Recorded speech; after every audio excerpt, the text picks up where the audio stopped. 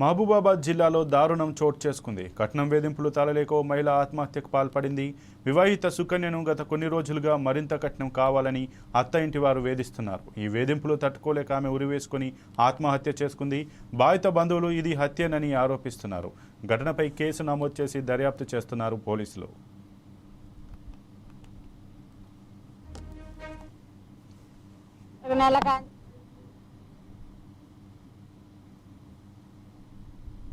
బిడ్డ అని అన్నాం. చెప్పనన్నది ఏడుతుంది, తూడుతుంది, అప్పుడప్పుడు వస్తుంది, పోతుంది. పట్నే జరిగింది. మొన్న వచ్చిర్రు, 4 రోజులు ఉండిపోయారు. పోయినాక ఏం జరిగిందో మాకు తెలియదు.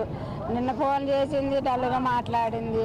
వాళ్ళ అత్త టార్చర్ ఉంది, వాళ్ళ అమ్మమ్మ, పిల్లగాడు అమ్మమ్మ, వాళ్ళ అత్త, వాళ్ళ మామ, వాళ్ళందరూ వచ్చి ఈడ ఫోన్ మాట్లాడినాకనే మేము పోస్ట్ మార్టం చేయిస్తాం.